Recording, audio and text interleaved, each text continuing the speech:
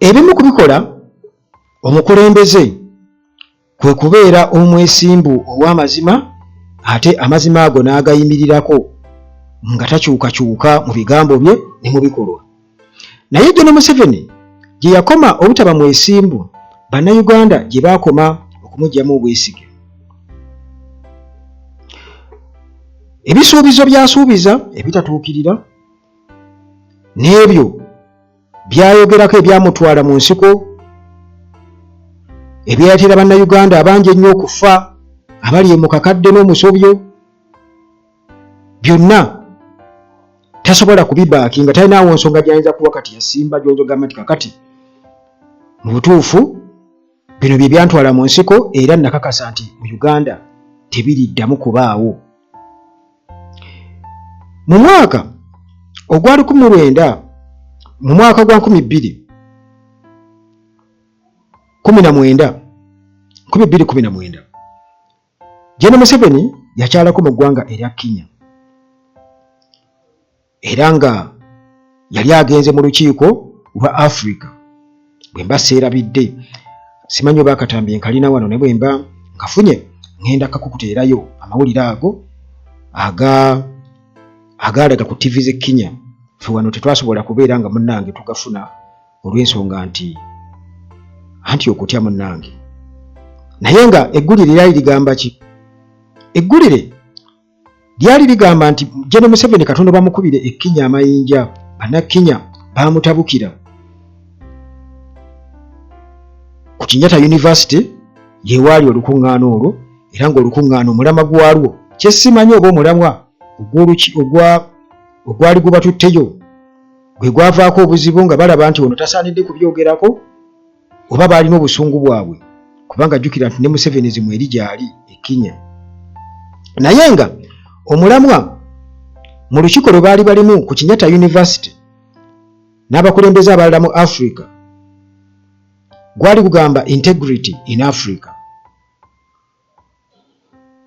obwesimbu n'amazima wamu n'okulemera ku mazima ku kituufu mu Africa. Kakati abantu bagumba wabweru wa university, Kenyatta University, era nga bayimba nyimba ziwaana Bobi Wine nga bagamba ffe twagala Bobi Wine, vaako twakukoowa, teebereza bannakenya nga bagamba bakoowa Museveni. Bagamba nyini mufu yakwata ewa bunye, naye bannakenya awo muganda wange mu kiseera ekyo 2019 bamutegeeza nti vaako akatambi ngenda kubanga kufunira wano, nsuubira okubanga nkalina bwe mba seerabidde, naye nga gaali mawulire g'Ekkinya eyo. Kale bingi bye baayogera, ebipande bye baali bawandiise, ebigambo ebyali biriko byali byonna bikakasa nti oba oliawo John Museveni tasaanye kwogera mu lukuŋŋaana olwo mu nsi yaabwe nga ayogera ku bintu ebyo ye byatali. Kasooke nkuwe akatambi tukomewo ate twogere ku nsonga ezikwata katambi ako oba oliawo nakiki ekyaviirako bannakenya okubeera nga bakambuwala. However, his speech did not go down well as students started chanting slogans in solidarity with his political opponent Bobi Wine, a protest that resulted to police using tear gas to disperse the students. Here now is Grace Courier with more.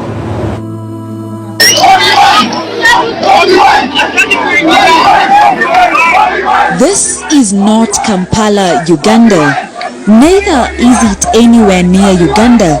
It is in Kenya, at Kenyatta University to be precise. Until 100,000 years ago, this present man was living only in Africa. Now, inside the university's amphitheater, Uganda's President Yoweri Kaguta Museveni was delivering his lecture on integrity in Africa. But outside, this was happening.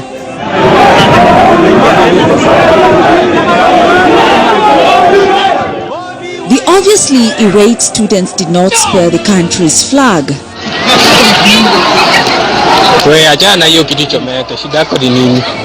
The university had, through an internal memo 2 days ago, postponed all examinations scheduled for Friday in order to host President Museveni, a move that widely angered Kenyans on social media and, as seen today, Kenyatta University students as well.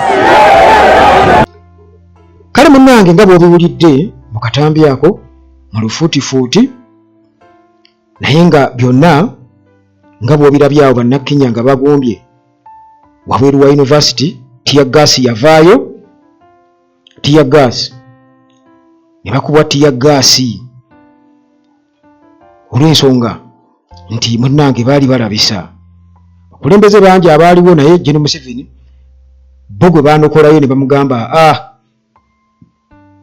tosaana kujja eno waffe nakwogera ku bintu ebyo kubanga tolinaawo yadde ne kasayini akalaga nti osaanidde okwogera ku bintu ebyo, toyogera ku kintu ky'otali.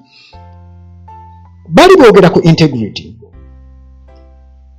nga boogera ku quality ey'okubeera ow'amazima, era nga amazima ago ogalemerako oli consistent,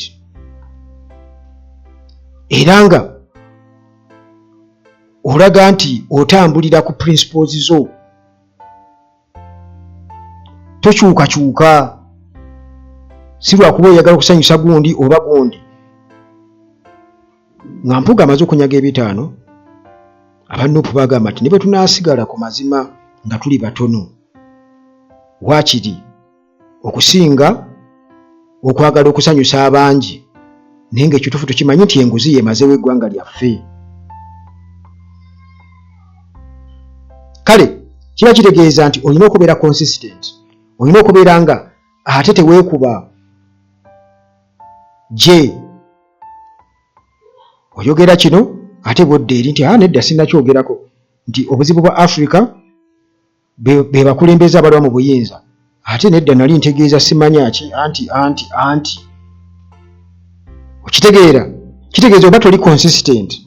Kakati nti bino byonna birina okubaawo, olina okulaga amazima ate era n'ogalemerako newankubadde nga tewali muntu akulaba, newankubadde nga tewali muntu akulaba, so si nti bodde eri n'ozeezibika, bodde eno bannange tetuzirya tugaane, bodde eri nedda asha. Okitegeera kakati wano e Uganda ekyo ekintu General Museveni akirina ate era akisize ne mu abo abamuwagira abasobodde okubeera nga bakkiriza otuukiriza ebigendererwa bye,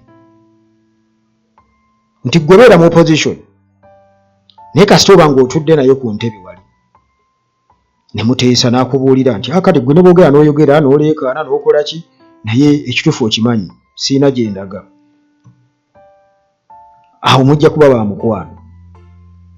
Kakati awo integrity eba teriiwo, era bannakenya mu buufu obwo ndowooza baalaba nga General Museveni tasaanye kwogera mu lukuŋŋaana olwo ng'ayogera ku integrity in Africa, ne bagaana nga bw'olabye mu katambi awo. Kakati nga bwe nkutegeezezza nti kino kirina okubaawo, newankubadde ng'oli wekka mu kisenge kyo nga teri akulaba, kubanga kitegeeza kukola kintu kituufu, oba kikunyigiriza oba kizibu mu kaseera akazibu ennyo ak'obugigi, ng'abalala bonna bo bafunyiza emikira nga embwa ezirabye olubirango, oba waliwo external pressure nti bakuyisizaamu olukomo, gundi oyagala obulamu bwo, gundi gwe era osigala ku kituufu. Ekyo wano Uganda abantu bali abakakiraga yajja ne Museveni n'abawako obujulizi yagamba nti ebibiina byonna abizinzeeko ebirala byonna naye Nuupu ekyamulemye. Ekintu kino tujja kiremerako nnyo kubanga kibi nnyo okulaba obubonero mu muntu oba mu kintu obubonero obwo ne butayogerwako oba abantu ne batannyonnyolwa butuufu bwa nsonga kumanya kituufu kubanga waliwo abawuzi b'omunyama already bali compromised nga baliwo kuwudiisa buli kamu akajja bo bagenda na mpewo bwe bati emimwa gifuuyibwa mpewo kubanga already balidde dda ssente batagetinga campaign kuba kati twagirwa campaign oba kati waliwo abasuubira okufuna omusimbi omuyitirivu. Waliwo mukwano gwange omutiro mugamba nti tuli bantu bamuze tuli bantu ba muhoozi naye nkoze ntya okutuuka naye bampe kasente munaye tezinagira naye zinagira nja kubuulira zijja kujja bwe tugenda ekikulu batuwa mutwalo akati nze nenseka neŋŋamba kale lengera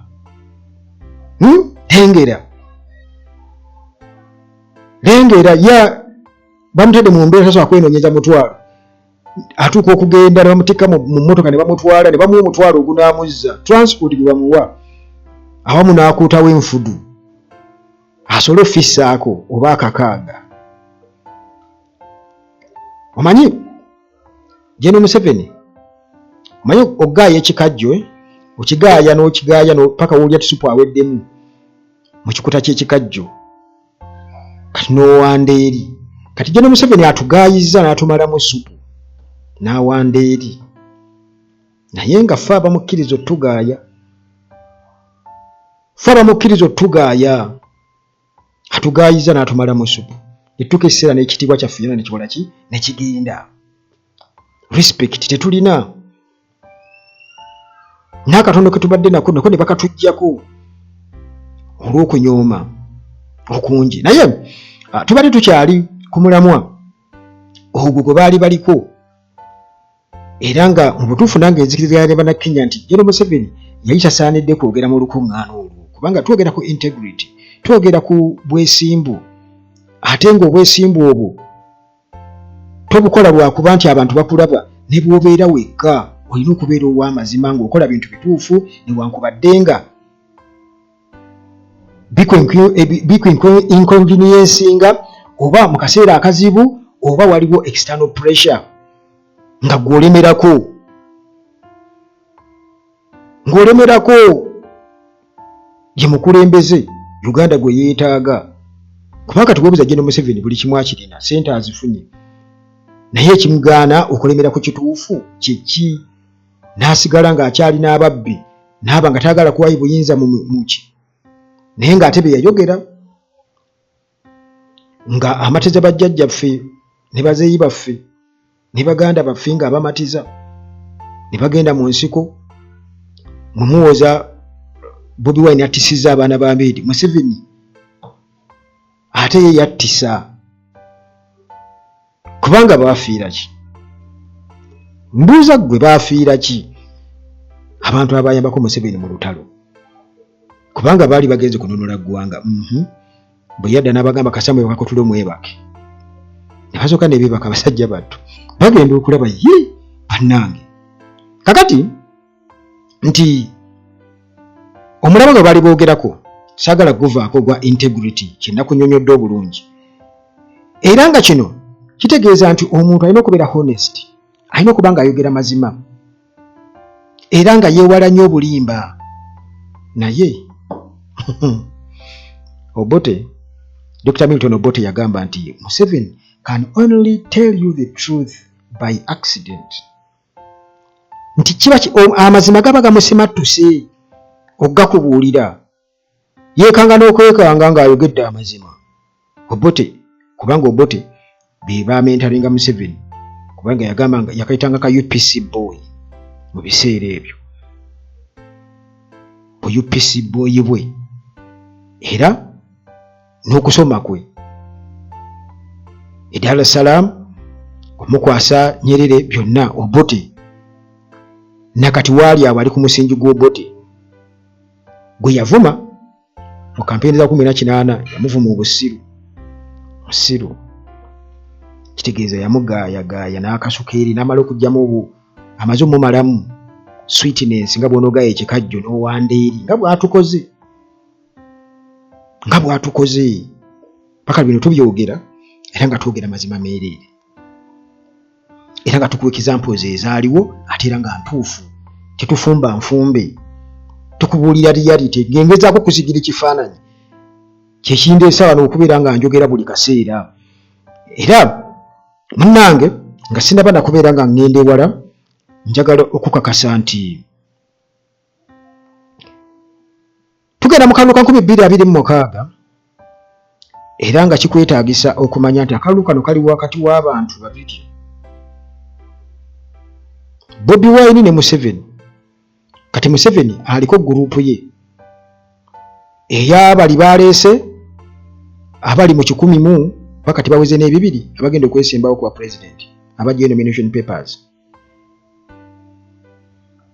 Gurupu yeeyo ku lukalala tujja kuba lunene bayinza n'okwagala okuleeta enkalala ebbiri kati ababuyabuya bajja kunoonya Bobi Wine ababule naye ggwe tunuulira ekintu kimu oli ajja kuba n'ekikoofiira kye kuba Bobi Wine bamugaana okwambala akakoofiira kali akamyufu kubanga mujja kuba mumulaba mangu naye kati umbrella ewali umbrella gwe wootiikinga ate bw'oba otiikinga totiikinga tiiki kuyita mu kabokisi butiikinga awo ennyini nyini mu kabokisi ako kennyini nyini woyina otiikinga tosussaamu tokozesa fujjo nti okatumuweere ddala oyiseemu tiiki kajja kuba kafu akalulu kajja kuba kafu era bino byonna gwe nga bw'obiwulira munnange abikutuusibwako Mami Kevin mu ggwanga erya Switzerland gy'awangaalira Mami Kevin bino bigambo bye era bubaka bwe Uganda at large somesa abantu okulonda nange omulimu nja gukola buli lunaku tujja kuba tumanyaayo kamu protest vote nti gwe olina okubanga already nga bw'onaagamba computer bakuprogramingiddemu umbrella papa protest vote ye code gwotuuka wali totunula walala ate Museveni yabeera asembayo wansi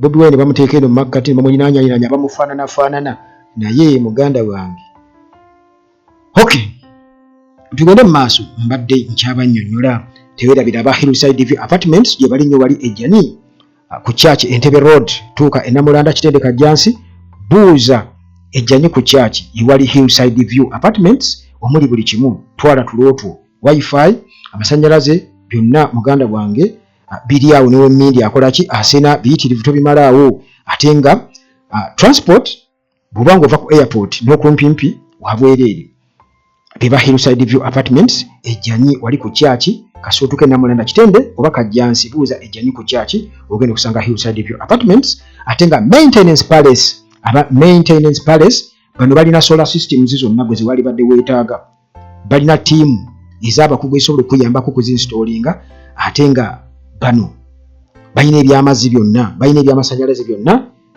beekwate beebuuzeeko emiwendo gyabwe tegitiisa beba maintenance palace.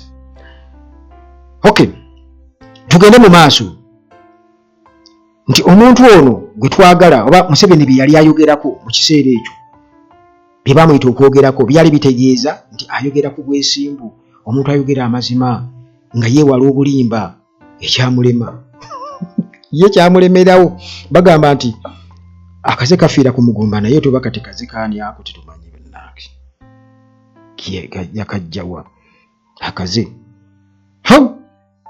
oli mubuuza abamumanyi kakati twogera ku consistency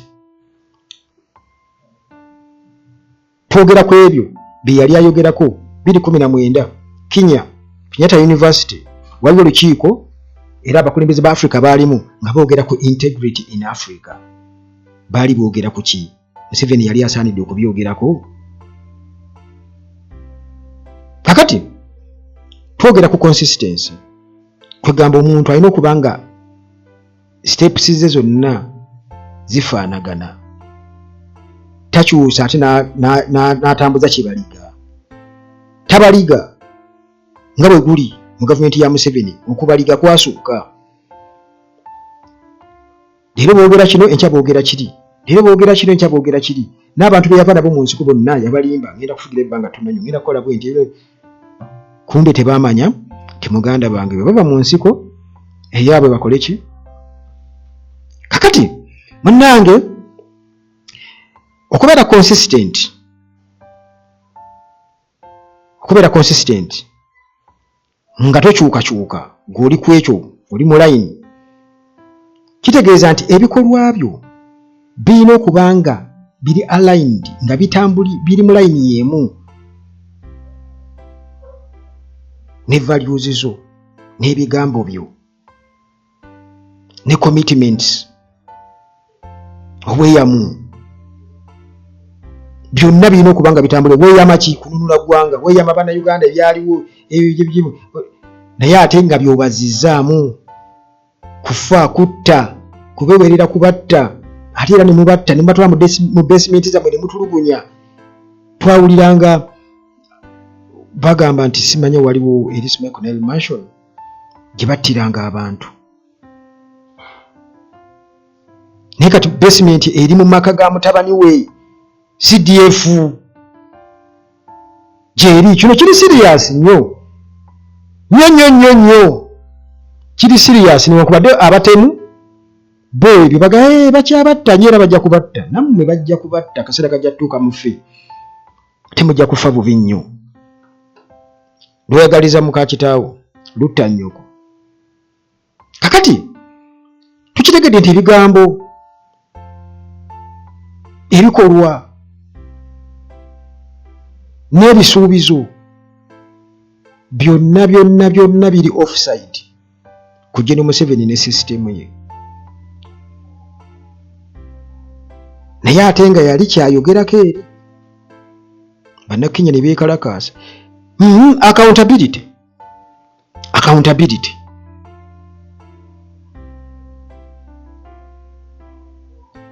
kitegeeza kutwala buvunaanyizibwa ku bikolwa byo, taking responsibility for one's actions and decisions. Ne wano Gen. Museveni takola nsobi, ye eva batakola nsobi, babako bye bavunaana abalala so nga ate system yagivuga. Tali accountable ku kintu nakimuwa. Tali accountable, mukulu tasobya, babawa abanyampi buli kaseera tasobya.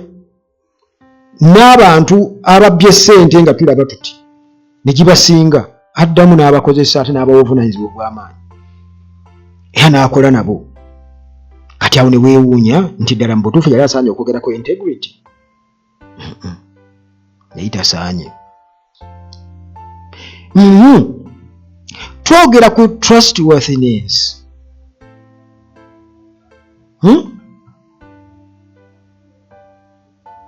Kitegeeza kuwangula bwesige obw'abantu abalala, abantu ne bakubeeramu obwesige nga bakwesiga. Ani yeesiga Museveni okuleka abo abamufunamu, ababba nga tebakwatibwako, amateeka nga bo tegabakwatako? Ani mulala ki amulinamu obwesige? Bannayuganda obwesige bakola ki? Babumugjamu, tebakyamwesiga. Talina kye yali asuubizza yadde n'eki n'akituukiriza. Bwe wabangawo kye yali asuubiza n'akituukiriza, okuleka okubeera mu ntebe ye. Kubanga nabaga nti bwe mwogera ku security kitegeeza kukumira Gen. Museveni mu ntebe. Boogera ku security, bwe boogera ku bonna bagaggawale, abalina okugaggawala mubamanyi. Muyinza okuba nga mulaba kibayita obugagga kirala, kubanga oyinza okwesanga ng'abantu bakulaganga be bazze mu bwavu naye nga tamanyi nakyagenda kulya nkya, nga tamanyi kyagenda kulya nkya naye ng'akugamba nti yava mu bwavu. Kakati ebyo munnange byetaaga ng'obitegeera era ng'osobola okubinyonyera mu butuufu bwa bino bikola ki n'obitegeera. Ne kati nze ng'ano Uganda Trade Union nkuyitiramu nga bwe mbiraba bwe mbirowooza bwe mbirowooza. Manyi njagala nnyo this time okubeera nga ne-recordinga video kubanga mba njagala muntunuulire mulabe mugamba ofune confidence nti ono byaŋŋamba ddala bituufu abitegeeza. Waliwo omukyala yabula ennangamuntu we bamuyita Kyalimpa Rest Sarah, era nga munnange oba walonde ennangamuntu ya Kyalimpa Rest Sarah, ennamba zange weeziri awo emisembyayo 73 transport ekirabo si transport wabula ekirabo kya mitwalo 10 ate nga ajja kujja wooli bw'oba gwe munnange ogirina gy'oli yonna asobola okutuukako ekirabo kya mitwalo 10. Kyalimpa Rest Sarah mukisa transport services. Bano balina emmotoka ez'omulembe era nga zitambuza abantu kwetoola eggwanga lyonna naddala mu abava ku airport oba abagoba akaddiyo ogoba flight. Mukisa Transport Services we bali basange ku 074 93273 074 beba Mukisa Transport Services. Dr. Wali ku birwadde ebibaluma ekyo kyo nakibawa bakiyita batya ka bonus kwegamba bagamba asikubola mutasa mukono naye abantu bangi bakaaba ebirwadde nagamba munnange nakomawo e Kampala stroke ndi bubi naye ng'ate munnange endwadde ezimu weesanga nti bagamba ettuufu liva wala naye ati waliwo abantu abakola research waabwe ne bamukuguka. Buli mabega w'omumanyi waliwo omumanyi gezaako Dr. Wali ennamba weeziri nze nzigaba nsobola okuzikuwa ennamba zange weeziri zonna muzimanyi. Timo Property Consultants Limited nabo wali ku nsonga z'ettaka gwayagala okugula ettaka oba okutunda ettaka oyagala kuzimba nnyumba kugoba ku byapa aba Timo Property Consultants we bali. Kakati munnange tuba tukyanyonyola General Museveni kwegamba ebikwata ku ekyo kye yali ayogerako ekya integrity obwesimbu ate era nga otambulira mu layini ya bwesimbu ye ddala ali kibiki nga ye kubanga singa oba oli abo abakulembeze babapima ne bamanya nti ddala mutuufu ono tabanko mwesimbu ono byeyayogera yabivaako dda ne batabayita kwogera mu nkuŋŋaana ng'ezo oba oli awo kyandiyambye naye ndowooza babayita nabo kubaswaza nti tulabe byayogera joboje natanka okwogera bino na biri kakati munnange twogera ku moral courage okuyimirira ku ekyo ekituufu newankubadde ng'oba kizibu kitya naye okuyimirira ku ekyo ekituufu ne bw'oba osigadde wekka moral courage. Naye muganda wange wano babagamba kimu muve mu byobufuzi tebaagala ebyo mubirowooze nako mugende mukole emirimu gyammwe muve mu byokwekalakasa mugende mukole emirimu tebaagala muyimirirewo ku ekyo ekituufu tebaagala mugyeyo maloboozi gammwe mumulina kubeera nga biddole teri kwemulugunya teri kukola kutya kubanga kiddole omwana omuto gyakisudde era enkya gyakijjo oba akakono kakoze bwe kati era waatuukire ku kyetaaga asanga akakono kakyali eyo oba yakukuddeko kugulu okumu n'akusugula wali kakati byonna bakutwala ne bakutulugunya complaininga temubuuza muntu wammwe gye baamutwala musirike muve mu byobufuzi tebaagala kumanya butya ggwanga lyammwe mwe mumanye butya bwe liddukanyizibwa bo be baagala okubategeerera era be bokka be baazaala be balina okufuga Uganda tebazaalangayo mulala mwiba tebazaalamu in fact muntu ayinza kufuga Uganda balina kumuzaala walala balina kumuzaala eyo najja era bazaddibwe be bayinza okutegeera ebyo kati embeera ey'okukwata abantu obujega efaanaganako bwetwani ku Uganda Trade nze nga sirina muntu gwe nyoomoddo nti oba nvumye njagala okubagamba ekituufu kiba kituufu ekituufu kiba kituufu tulina okumanya ekituufu era feke nnyini nga tetulize muntu mulala kujja kutulambika feke nnyini tusobola okwerambika butya eggwanga laffe lirina okubeera nga liddukanyizibwa singa naddala tuba tugendedde ku nkola eya demokrasiya nga bwe kirambikiddwa mu constitution singa eba tesokoddwa kati ng'eriwo essaawa eno kati yasigala skeleton bagisokoola dda byebaagala ebyabwe ebirimu nga binyigiriza aba opposition oli luvuganya ebyo bye basoosowaza kati nga Public Order Management Act ebyo boogera ku mateeka cyber laws gakolera ddala bwe boogera ne ku birala ebinyigiriza ab'oludda oluvuganya naye ebyali badde ate n'ab'oludda oluvuganya bye bagamba etteeka awo libakwata awo tulina kugenda mu amendment babikyuseemu mu parliament ako Museveni agamba ekyo bakiggyemu kale tolabanga okukuba kukwata bantu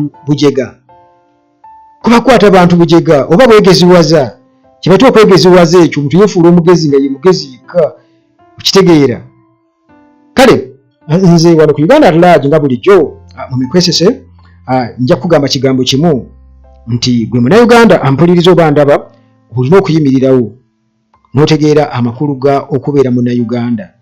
Uganda n'abantu tulina kuwagira Uganda, tetulina kuwagira bantu. Kakati gwe olowooza principles ki ze wandibadde weetaaga, moral principles ze baali badde naawe otunuulira nti ddala mbutuufu tulina kubeera guided by such and such strong moral principles okusobola okutambuza eggwanga okulitwala mu maaso. Ebyo munnange naawe kennyini weekubemu ttooki nga ggwe ofumiitirize ove mu byokuwagira by'otategeera nti olw'okubanga oli mwogera olulimi lwe lumu, olw'okubanga sima muva mu region y'emu, olw'okubanga nsimanya kiki. Lowooza ku Uganda erina exits nnyingi era ze entry points abantu mwe bayita okuyingira mu Uganda. Kitegeeza nti ezo y'ensalo abantu ze basala okubeera nga bayingira mu Uganda. Kakati okuva ku nsalo eno n'ensalo eri kitegeeza nti ebaayo abantu ne mu makkati gaayo. Kati bwe tuba tulowooza kitegeeza tulina kulowooleza mu layini ezo ez'ensalo nga tusika tuzzaawa gye tuli so si nti ate tulekera bagwira batwale. Tekikola makulu muganda wange. Saagala kulwa nnyo kubanga kirabika luno lwafuuka lutaakome, naye tusinkana ate mu mboozi zaffe eziddako wano ku Uganda At Large nga bulijjo. Mukama Katonda abakuume.